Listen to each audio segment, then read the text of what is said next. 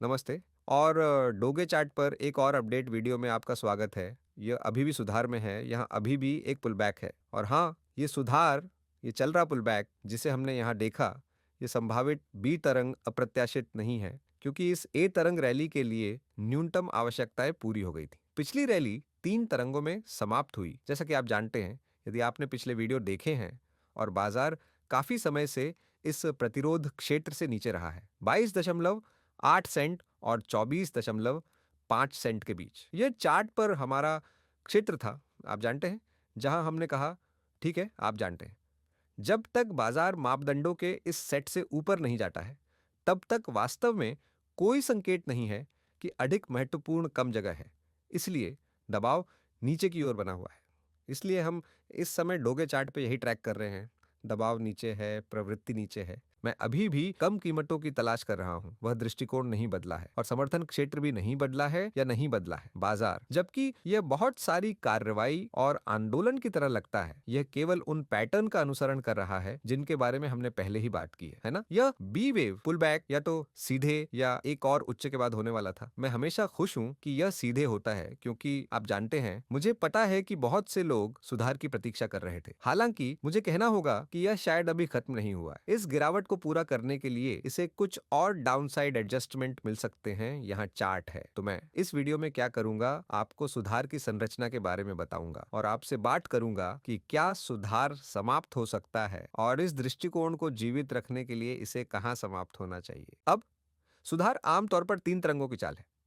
तो इस मामले में एक ए बी सी संरचना, और ठीक है, लहर सी में यह पुलबैक इस बॉक्स में कहीं खत्म होना चाहिए। मेरा मतलब है, यही विचार है। इसे 15 सेंट के निचले स्तर पर नहीं टूटना चाहिए। क्यों? क्योंकि 78.6 रिट्रेसमेंट आमतौर पर बी तरंग के लिए अधिकतम है। ठीक है, बी तरंग कभी कभी कम हो सकती है, आदर्श रूप से नहीं होनी चाहिए। यदि वे ऐसा करते हैं तो संरचना के टूटने की संभावना बढ़ जाएगी। लेकिन आप जानते हैं, हमारे पास देखने के लिए 4 स्तर हैं। आमतौर पर मैं 38.2 रिट्रेसमेंट पर कीमत के पलटने की उम्मीद नहीं करूंगा। इस मामले में 20 सेंट कीमत कम से कम थोड़ा उछाल बना सकती है, थोड़ी प्रतिक्रिया दिखा सकती है। इस बार भी ऐसा ही हुआ है। हम अभी भी उस स्तर से ऊपर हैं, लेकिन माइक्रो स्ट्रक्चर के आधार पर मैं कम से कम एक और निचले स्तर की उम्मीद करूंगा, शायद 2, जैसा कि यहां दिखाया गया है। अगर हम थोड़ा जूम इन करें तो मैं अब क्या करूंगा, मैं इस प्रतिरोध क्षेत्र को हटा दूंगा। हमें अब इसकी जरूरत नहीं है। इसने अपने उद्देश्य को पूरा किया, क्योंकि शुरुआती ए तरंग नीचे, बी तरंग ऊपर के बाद अब हम सी तरंग को ट्रैक कर रहे हैं। सी तरंग हमेशा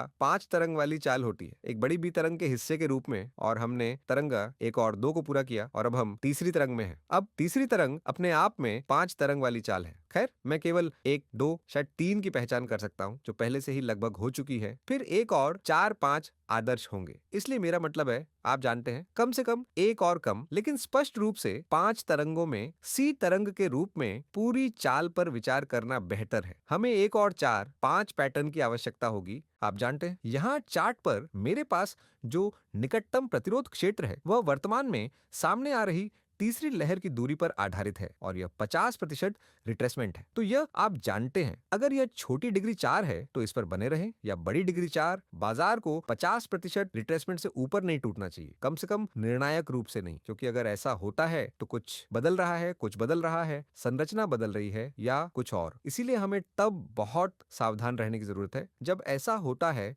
तो यह संकेत दे सकता है कि पहले से ही एक निचला स्तर आ चुका है, भले ही यह नीचे की ओर अधूरा दिखता हो। हाँ, लेकिन फिर से हमें हमेशा ऐसे मापदंडों की आवश्यकता होती है जो इस सुधार को बरकरार रखें। हमें हमेशा ऐसे मापदंडों की आवश्यकता होती है जो इस सुधार को बरकरार रखें, क्योंकि हमें सभी जोखिम प्रबंधन मापदंडों को जानना चाहिए। तो प्रवृत्ति नीचे की ओर है। सवाल यह है कि बाजार को इस सुधार को कहां समाप्त करना चाहिए। इसीलिए जैसा कि मैंने कहा, आदर्श रूप से 15 सेंट से ऊपर यही मुख्य प्रश्न है। क्या 15 सेंट से नीचे जाने से पहले यह उछाल ऊपर आता है? खैर, जैसा कि मैंने कहा, यह कदम शायद अभी खत्म नहीं हुआ है। मेरा मतलब है, मैं इसे सी वेव के आंतरिक 1 से 2 सेटअप पर आधारित करूंगा, क्योंकि आमतौर पर हम जो देखना चाहते हैं वह ऐसी सी वेव में है। कीमत पाने के लिए, माफ कीजिए, सी वेव में नहीं, तीसरी वेव में। हाँ, 138% विस्तार तक पहुंचने के लिए कीमत या मोटे तौर पर जहां इसे वैसे भी लेबल किया गया है 18 सेंट, और फिर हमें चौथी वेव और पांचवी वेव मिल सकती। लहर को न्यूनतम